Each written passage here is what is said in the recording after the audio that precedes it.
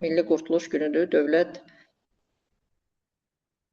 Dövlət tərəfindən qəbul olunmuş bizim üçün böyük bir bayramdır. Hansı ki, xalqı qurtuluşa aparan yol mövzusu altında da bizim bugünkü gündə həmkarlarımızı salamlayıram. Bugünkü qonaqlarımız bizim çox gözəl, dəyərli qonaqlarımız var. Təşəkkür edirəm öncədən. Dəyərli qonaqlarımız bizim üçün vaxtlarını sərf edib, bizim üçün məruzələr etmələrinə görə vaxtdan istifadə edib mən ilk öncə Gəncə Dövlət Universitetinin Tarix Kafedrasının tarix müəllimi Bəxtiyar müəllim. Buyurun, Bəxtiyar müəllim, buradasınız.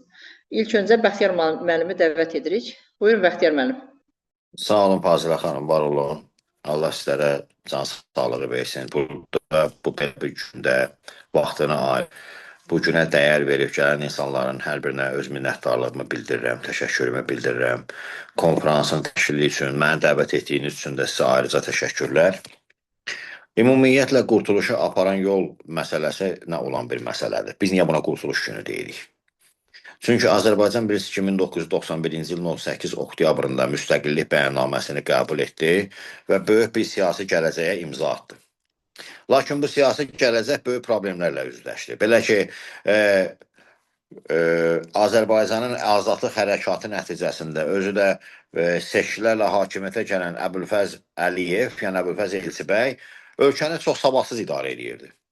Təsəvvür edin ki, Türkmənistanla bizim adi bir konfliktimiz çıxmışdı. O zaman Şahdəniz yatağı üzərində olmuşdu bu konflikt Elçibəy devrində.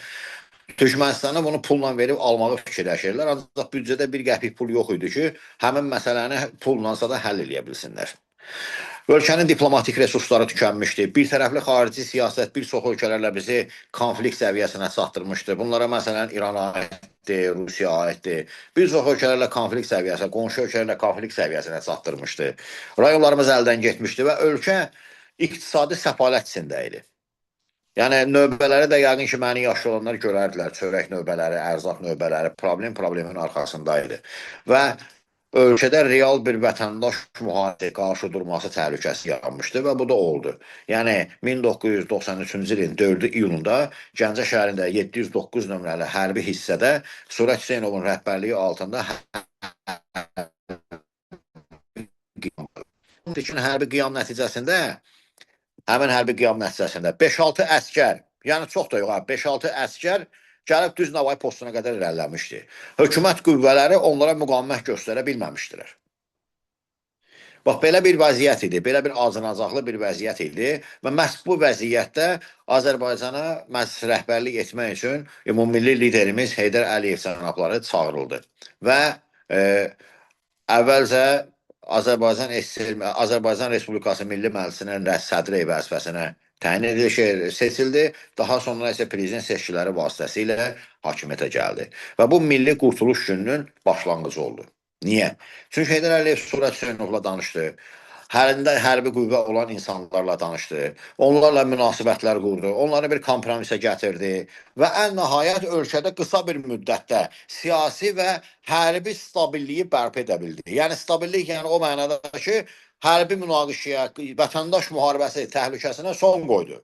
Qırğın, qərəsətin qarşısını aldı. Qan tökülməsinin qarşısını aldı. Ölkədə bir struktur sistemi yaratdı. Və aydın məsələdir ki, belə bir hadisə siyasi nəticəsini də göstərdi. Məhz Beyləqan yaxınlığında vuruşmada Azərbaycan ordu hissələri Ermənistan ordu hissələrinə qalib gəldi. Və ilk bizim qələbəmiz oldu bu. Belə desək, səbatlı bir qələbəmiz oldu. Dayanıqlı bir qələbəmiz oldu və biz Ermənistanla o zamanki dövrdə atəşkəs imzalaya bildik. Özümüzə uyğun bir variantda. Yəni, məsələ nədən ibarətdir? Məsələ ondan ibarətdir ki, Milli Qurtuluş Günü adının verilməsi bu günə təsadüfi deyil. Heydər Əliyevin məhz 15 iyunda Azərbaycana rəhbərlik etməsi nəticəsində ölkədə qan tökülməsinin qarşısı alındı. Ölkədə vətəndaş müharibəsinin qarşısı alındı. Ölkədə belə siyasi stabillik bərpa edildi. Ölkədə inkişafın başlanğıcı qoyuldu. Ölkənin hərbi, iqtisadi inkişafının təməlləri atıldı. Bax, nəticələr bunlardan ibarət oldu. Sonraki dövrdə düzdür, yenidən xarici qüvvələr, onların dəstəyi ilə olan müxtəlif qüvvələr yenidən hakimiyyətin stabilliyini, dövlətin stabilliyini pozmağa çalışdılar. Lakin artıq bunların öhdəsindən uğurla gəldi.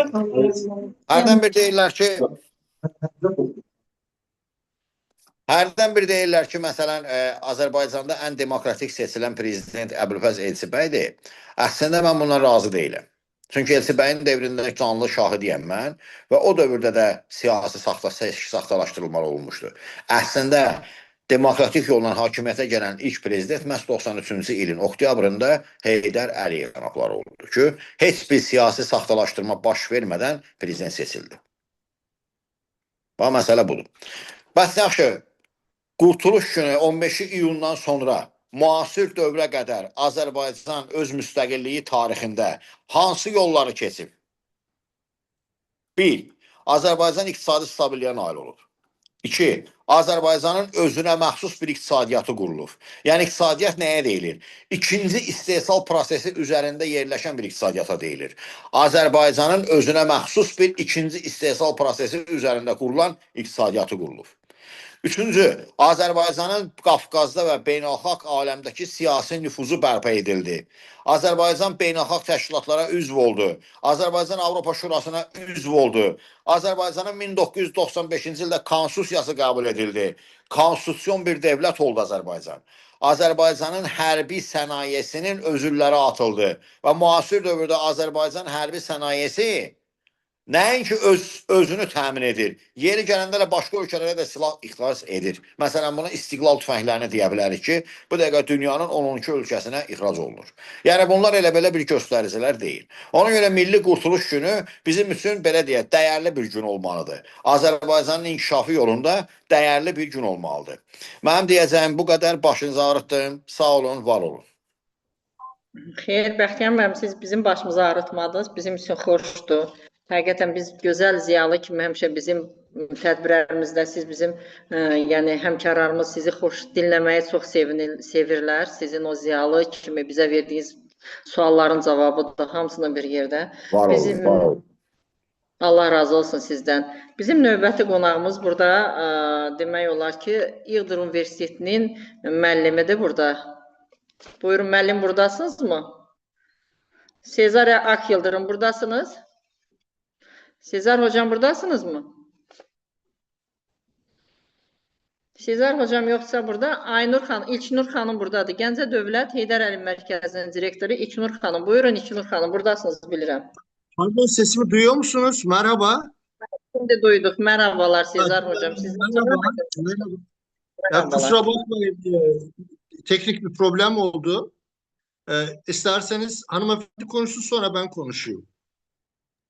Yok, İlkin önce siz konuşun, sonra sırada İlknur Xanım. Gəncə Dövlət Heydər Əliyev İlknur Xanım. Peki.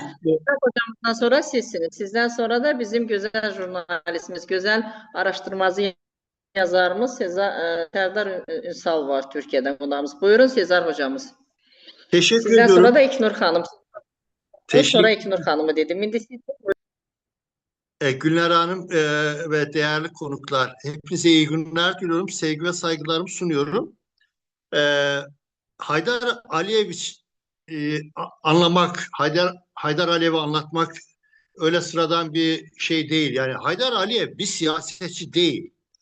Haydar Aliyev bir devlet kurucusudur ve aynı zamanda vizyoner bir lider ve bir millet önderi olarak kabul edilir. Haydar Aliyev'in liderliği, vizyon sahibi olması ve Azerbaycan'ın bugünkü geldiği hedefleri ve ülkeleri belirlemiştir.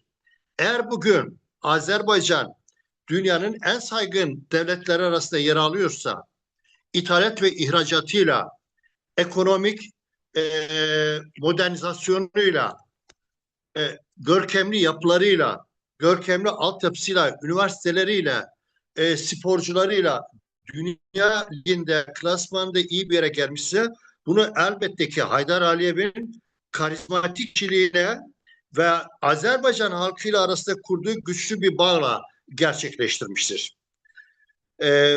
Haydar Aliyev aynı zamanda Azerbaycan halkı üzerinde bir baba etkisi yaratmıştır.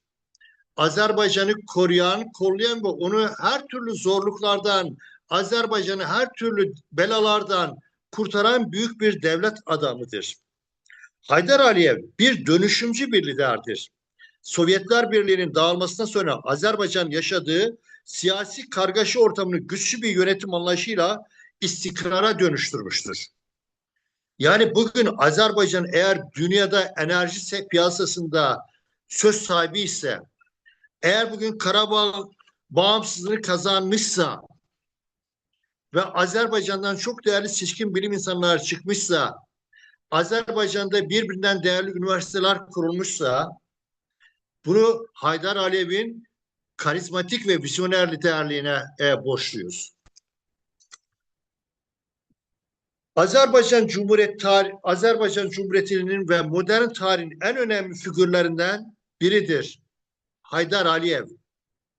O yalnızca bir devlet başkanı değil, aynı zamanda ulusunun, milletinin yeniden yapılanma sürecine yön veren karizmatik bir lider ve birleştirici bir önderdir. Aliyev'in siyasi yaşamı hem Sovyetler Birliği dönemindeki yönetim deneyimiyle bağımsız Azerbaycan'ın inşasındaki rolüyle iki farkı birbirini tamamlayan dönemi olmuştur. Haydar Aliyev karizmatik bir liderdir. Karizmatik liderler çevrelerine güven ve sadakat uyandıran insanlardır. Haydar Aliyev bilge bir insandır. Sakinliği ve etkili hitabetiyle halkı üzerinde güçlü ve duygusal bir etki yaratmıştır. Bu karizma onun politik gücünü pekiştirmiştir ve toplumsal birleştiricilik işlevini öngörmüştür.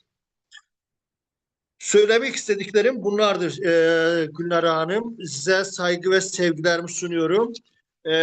Eğer bugün bağımsız, güçlü bir Azerbaycan varsa, dünyada ön sıralarda yer alan, bunu Azerbaycan'ın babası, kurucu önderi Haydar Aliyev'e borçluyuz. Hocam, minnətdarıq sizə, təşəkkür edirik. Təbii ki, bizim Heydər Əliyev vaxt var idi. Demək olar ki, bayaq Bəxtiyar müəllim dediyi kimi, Azərbaycanda çörək növbələrinə durulurdu, əziyyət çəkirdi insanlar. Nə qədər qan tökülməyinin qarşısını aldı Heydər Əliyev və Heydər Əliyevin qoyduğu siyasəti də bugünkü gündə davam edir, xalqımız qorunur. Növbəti bizim çıxışımız İlknur xanımdır. Buyurun İlknur xanım, Gəncə Heydər Əliyev Mərkəzinin direktoru. İlknur xanım, buyurun. Salam Gülnara xanım, salam hörmətli tədbir iştirakçıları. Məndən öncəki çıxışçılarımız, maşallah tarixçilərimiz geniş konseptual çıxış edədilər. Təbii ki, tarix müəllimlərindən sonra çıxış etmək biraz daha məsuliyyətli olur. İcazənizlə mən müəyyən məqamlara toxunmaq istəyirəm, təkrarçılıq olmasın deyə. Ulu öndər Heydər Əliyevin belə bir sözü var idi, tariximizin hər bir səhifəsi bizim üçün əzizdir. Və tarixə baxanda bu bəllidir ki, Azərbaycan çətin, keşməkeşli yoldan keçirdi. Bəlkə elə ulu öndəri Azərbaycan xalqını ümumilli lideri edən, ulu öndər edən, onun bir çox dediyi xüsusiyyətləri var idi ki, o nadir xüsusiyyətlər hər insanda olmur. Biz ümumiyyətlə tarixə nəzər salsaq, Naxçıvanski Hərbi İnqilab Məktəbinin o vaxt 370-ci illər üçün bu Azərbaycan üçün çox mürəkkəb bir məsələ idi, ulu öndərin bu məsələni qaldırması. Çünki o vaxtki rejim üçün burada Azərbaycanda hərbi kadrların yetişdirilməsi, təbii ki, bu ağla sığmaz bir məsələ idi. Amma ulu öndər uzaq görən siyasətlə bir çox məsələlərin ötəsindən gəldi. Artıq SSR-in dövründə Heydər Əliyev Kommunist Partiyası Mərkəzi Komitəsinin birinci katibi olanda artıq burada bir çox qurumlarda, bir çox sahələrdə milliləşməni müşahidə edirdik. Və bundan öncə də geçsək, bilirsiniz ki, Ulu Öndər Dövlət Təhlükəsizlik o vaxtı komitəsi gedirdi. Orada da 25 il fəaliyyəti olubdu. Və biz o dövrdə nəzər salsaq, Heydər Əliyevin fəaliyyətini, orada bölmə rəisləri, şöbə rəisləri artıq Azərbaycanlılar irəli çəkilirdi. Və sonraki dövrə də nəzər salsaq, bilirsiniz ki, 1982-ci ildə SSR Nazirlər Sədrinin birinci müavini olur və ilk müsəlman idi bu postda olan. Hətta o vaxtda belə bir sözə deyirlər ki, bir Misirli sevinirmiş. radiodan bu xəbəri eşidəndə qışqırılmış Müslim, o vaxtda Azərbaycanda müğənni var idi, Müslim Maqomayev. Hamı düşünür ki, Müslim Maqomayevin həmin şəxs fanatıdır, amma o elə bir postda, elə nəhəng bir işin başına bir müsəlmanın gəldiyinə sevinirdi və təbii ki, bu Heydər Əliyevi vurguladığım kimi onun liderlik xüsusiyyətləri idi. Çünki Heydər Əliyevin partiya təşkilatçılığı, dövlət idarəçiliyi sahəsində fəaliyyəti göz önündə idi. Bildiği kimi Heydər Əliyev 87-ci ildə istifaya gedir. 90-cı ildə 20 yanvar hadisəsindən sonra yenə öz xalqının yanında olur. Cinayətkarların cəzalanmasını tələb edir və vətənə qayıdır. Burada mən deyərdim ki, bəlkə də Azərbaycanın tarixçiliyində mühüm rol oynayan 3 illik Naxçıvan dövrü var. Orada bir çox qərarlar qəbul olunur. Məsələn, açılmasından Türkiyənin gücünü sedərək bölgəmizi birləşdirən və vaxtınızı almayayım deyə bütün məqamlara toxunmaq istəmirəm. Ulu Öndər orada Ali Sovetin sədri olanda həm də Ali Məclis deyəcəm. Nəyə görə? Çünki 3 mühüm qərar qəbul olunur. Ali Sovet, Ali Məclis olur. Naxçıvan Muxtar Respublikasının önündən Sovet sosialist sözləri götürülür və Azərbaycan Xalq Cümhuriyyətinin 3 rəngli bayrağı Azərbaycan dövlət bayrağı kimi qəbul olunur. Və hələ SSR dağılmamış artıq belə deyək, Naxçıvanda bu mühüm qərarlar qəbul olunur. Və 93-cü ildə Bəxtiyar müəllim bu haqda çox ətraflı konseptual danışdı. 93-cü ildə bilirsiniz ki, Azərbaycanda vəziyyət yaxşı deyildi. Mən verdim, Gəncədən qofulduğumuz üçün və Gəncə Heydər Əliyev mərkəzində bir nümayəndəsi olduğum üçün bunu özümə borc bilirəm, vurğuluyum. Heydər Əliyev deyir ki, bilirsiniz ki, Gəncədə vəziyyət yaxşı deyildi. Bəxtiyar müəllim buna ətraflı toxundu. Onun da deyir ki, mən əvvəlcə gedim, Gəncədə vəziyyətlə tanış olun, sonra sizə öz qərarımı bildirəcəm. Həmən o şəkillər burada bizdə ekspansiyada nümayiş olunur. Onlar həqiqətən söz verdiyi kimi 93-cü il ayında Gəncəyə gəlir və Gəncələr hər zaman öz liderlərini böyük bir hörmətlə, böyük bir sevgi ilə, bəlkə də ona görə xatırlayırlar ki, Ulu Öndər həqiqətən də burada qardaş qırğının qarşısını aldı. Bu o vaxt üçün çox, necə deyim, vacib bir addım idi.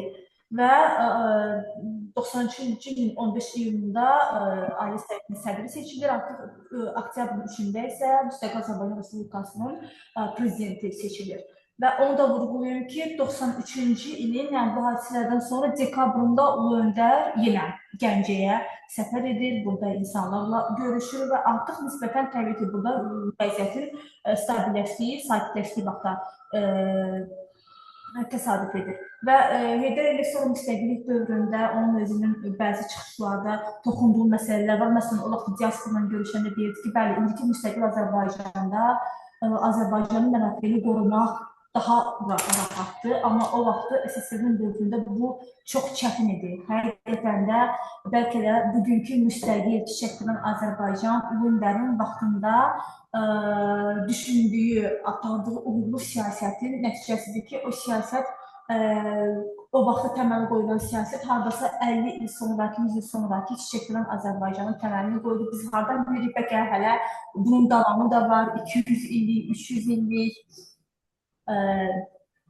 və artıq növbəti dövrlərsə əsrin müqaviləsi olsun, 1994-cü ildə bilirsiniz ki, o vaxtı, yəni 93-cü il ölkədə böhran vaxtı idi və təbii ki, xarici investorları bura cəlb etmək də biraz çətin idi. Çünki Azərbaycan Birinci Qarabağ müharibəsi gedirdi, 93-cü illərdə müharibə şəraitində idi, investorlarda suallar yaranırdı. Məhz Londonun təşəbbüsü ilə dünyanın 7 ölkəsindən mənsub olan 11 ən iri şirkətləri ilə Amoco, Türkiyə Petrolları, bir çox tanınmış neft şirkətləri, Delta, İtoçi, hamısı bu müqaviləyə qoşuldular və biz deyə bilərik ki, bugünkü Azərbaycan məhz Ulu Öndərin siyasətinin nəticəsidir və bugün də Cənab Prezident İlham Əliyev Ulu Öndərin siyasətini uğurla davam etdirir. Mən çox vaxtınızı almaq istəmirəm Gülnar xanım. Əgər çıxışım uzun oldusa, üzrlü hesab edin. Çünki biz Heydər Əliyev mərkəziydik, yəni belə deyim, bunu hər zaman gənclərə, şagirdlərə təbliğ edirik, çalışırıq ki, çox araşdıraq, çox öyrənək və təbii ki, buradakı bu günlər burada tarixçilərin də çıxış etməsi bizim üçün hər dəfə biz tarixçilərimizi dinləyəndə özümüz üçün də qeydlər apararaq yeni məlumatlar əldə edirik və bu şərait üçün də sizə təşəkkür edirəm. Çox sağ olun İlknur xanım. Heydər Əliyevin, Ulu öndərimizin belə bir gözəl kəlamı var. Deyir ki, keçmişini bilməyən gələcəyini heç bir zaman bilməz. Yəni biz də bu tariximizi bilirik xalq olaraq. Tariximizi Heydər Əliyevin siyasəti, bizə nəsihət qoyduğu siyasət nəticəsində, bizə nəsihət qoyduğu tərbiyə nəticəsində çalışırıq ki, biz də tariximizi təbliğ edək. Bizim növbəti qonağımız buyurun Sərdar hocamızdır. Sərdar Ünsal Türkiyədən qonağımızdır. Sərdar hocamız əslən Azərbaycanlıdır, Türkiyədə yaşayır və bizim bütün araşdırmalarımızda, bizim tarix araşdırmalarımızda Xocalının, hətta soyqırımının kitabını, yəni Azərbaycan tarixinə dəyər verən bir şəxs kimi Sərdar hocamız həmişə onun böyük əməyi var. Buyurun Sərdar hocam. Teşekkür ederim. Saygıdeğer katılımcılar. 3 ülkeye sınır. Güneşin doğduğu Iğdır'dan herkese sevgiler ve saygılar gönderiyorum. Bugün burada Azerbaycan halkı için büyük anlam taşıyan 15 Haziran Milli Kurtuluş Günü'nün önemi ve anlamı günü mimarı olan Haydar Aliyev'in Azerbaycan tarihindeki yerini konuşmak üzere bir araya geldik. Ben kendisiyle 1991 yılında yani Nahçıvan'a geldiği zamanlar 90'lı 91'li yıllarda çok defa görüştüm. Kendisi Sovyetlerden Nahçıvan'a gelip yerleştikten sonra defalarca Iğdır'a da gelmiştir. Hatta o dönem Karabağ Savaşı devam ederken Ermeniler Nahçıvan'a, Sedere'ye de saldırıyordu. Ben de bir gazeteci olarak defalarca oraya gittim. Kendisiyle de röportajlar yaptım. Özellikle Türkiye'deki basına ve uluslararası basın kuruluşlarına bu haberleri gönderdim. Gerçekten de kendisini tanımaktan çok büyük bir mutluluk duyuyorum. Kendisini yetiştirmiş çok iyi bir devlet adamıydı. Devletini, milletini düşünen, devletini, milletini seven bir liderdi. Nitekim Azerbaycan'daki iç karışıklıklar, özellikle Azerbaycan'ın bağımsızlığını istemeyen Ruslar, Azerbaycan'ın elinden kopmasını istemeyen Ruslar Ermenileri kışkırtarak burada bir sürü eylemler, olaylar yaratmaya çalıştı. Bu olaylar ve çıkınca, ortalık karışınca bir taraftan Azerbaycan Ermenilerle mücadele ediyor, Ruslarla mücadele ediyor ve yine bu arada satkın olan dediğimiz içerideki hainlerle mücadele ediyordu. Durumun vahim olduğunu anlayan Elçi Bey, Haydar Aliyev'i Azerbaycan'a çağırarak önce meclis başkanı olmasını sağladı. Ardından da tekrar burada bir çalışmalarla Elçi Bey yerini Haydar Aliyev'e bıraktı. Bırakmasıyla birlikte de Azerbaycan'daki iç karışıklıklar, düşman saldırıları ortadan kalkmış oldu. Haydar Aliyev devlet bilgisi, tecrübesi, siyaseti iyi bilmesiyle birlikte Azerbaycan'ı Kafkasların parlayan yıldızı yaptı. 15 Haziran 1993 tarihi Azerbaycan'ın bağımsızlık tarihinde de en önemli noktalardan birisidir. Bağımsızlığını kazanan Azerbaycan, siyasi istikrarsızlık, ekonomik sıkıntılar, Ermenistan'la yaşanan savaş nedeniyle çok zor günlerden geçiyordu. Devletin varlığı, milletin geleceği, iç ve dış düşmanların etkisiyle tehdit altındaydı. Tecrübeli devlet adamı olan Haydar Aliyev bu tehlikeleri bertaraf etmek için Azerbaycan'da yönete gelerek düşmana hem iç düşmana hem dış düşmana gereken dersi vermiş ve böylece 15 Haziran tarihi de Azerbaycan tarihinde Milli Kurtuluş Günü olarak kabul edilmiş, daha sonra resmi bayram ilan edilmişti. Haydar Aliyev yalnız Azerbaycan'ın kurtuluşuna liderlik eden bir devlet adamı değil, aynı zamanda Türk dünyasının yetiştirdiği en önemli liderlerden birisidir. Kendisi Atatürk'ü önder olarak kendisine kabul almış. Atatürk'ün inkılap ve devrimlerinin ışığında Azerbaycan'da da büyük devrimler, inkılaplar yapmış. Azerbaycan'ı dediğim gibi Kafkasların parlayan yıldızı haline getirmiştir. Onun ortaya koyduğu vizyon sayesinde Azerbaycan bağımsızlığını güçlendirmiş, ekonomik kalkınma yoluna girmiş, uluslararası alanda saygın bir konuma ulaşmıştır. Haydar Aliyev denildiğinde akla gelen en önemli ifadelerden biri de bir millet, iki devlet sözüdür. Bu söz Türkiye ile Azerbaycan arasındaki kardeşlik bağlarının en güzel şekilde ifade edildiği sözdür. Haydar Aliyev Türkiye ile Azerbaycan ilişkilerine büyük önem vermiş, iki ülkenin her alana işbirliği yapması için önemli çalışmalar yürütmüş. Bugün Türkiye-Azerbaycan ilişkilerinin ulaştığı stratejik seviyede onun çok büyük bir emeği bulunmaktadır. Özellikle Bakü, Tiflis, Ceyhan boru hattı bu kardeşliğin en üst seviyeye çıktığı bir dönem olmuştur. Türkiye'nin doğuya açılan kapısı olan Iğdır'da da Haydar Aliyev'e ayrı bir sevgi ve saygı duyulmaktadır.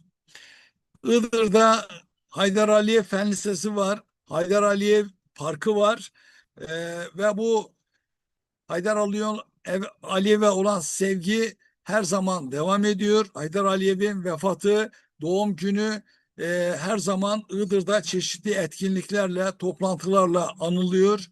Anılmaya da devam ediyor. Çünkü Haydar Aliyev her zaman dostluğun, kardeşliğin sembolü olarak görülmüştür. Iğdır halkı Haydar Aliyev'i sevmektedir. Bugün Azerbaycan'ın güçlü bir devlet olarak bölgede söz sahibi olmasında, Karabağ'ın özgürlüğüne kavuşmasında ve Türk dünyasının birlik anlayışının güçlenmesinde Haydar Aliyev'in attığı temellerin büyük payı vardır. Cumhurbaşkanı İlham Aliyev'in liderliğinde sürdürülen politikalar bu güçlü mirasın devamıdır. Bu vesileyle Azerbaycan halkının Milli Kurtuluş Günü'nü kutluyor. Azerbaycan'ın umumi lideri Haydar Aliyev'i saygı, rahmet ve minnetle anıyorum. Yaşasın Türkiye-Azerbaycan kardeşliği, yaşasın bir millet, iki devlet anlayışı. Bu fırsatı bana verdiğiniz için teşekkür ediyorum. Nice güzel programlarda buluşmak üzere. Özellikle burada Gence'den programa katılan kişilere sesleniyorum. 16 Temmuz'da Gence'de beni misafir ederseniz karşı karşıya yüz yüze de tanışma fırsatı buluruz. Saygılar sunuyorum. Biz sizə təşəkkür ederiz Sərdar hocamız. Bizimlə həmişə yanımızda olmusunuz. Azərbaycan tarixinin bizim yayımlanmasında Türkiyədə həmişə bizimlə olmusunuz. Biz sizə xüsusi minnətdarlığımızı bildiririk. Hər an nə zaman gəlsəniz biz sizin bilirsiniz ki qulluğunuzdayıq. Allah razı olsun, minnətdarıq. Sağ olun. Sağ olun tədbir iştirakçıları. Kimin sualları var? Burada bizə tək Gəncədən yox, Respublika üzrə Gəncə Dövlət Tarix Mədəniyyət Qoruğunun təşkil etdiyi seminara eynilə Respublika üzrə qoruq iştirakçıları qoşulubdur. Azərbaycan Respublikasının qoruq iştirakçıları. Burada başqa rayonların, şəhərin, Zaqataladır, Aveydir, Qazaxdır, çox rayonların qoruq əməkdaşları da bizi dinlədilər. Kimin sualı var? Sualı yoxdursa kimisə, mən sizə təşəkkür edirəm. Bir daha sizdən Allah razı olsun. Tədbirimiz sona çatdı. Minnətdaram. Sağ olun.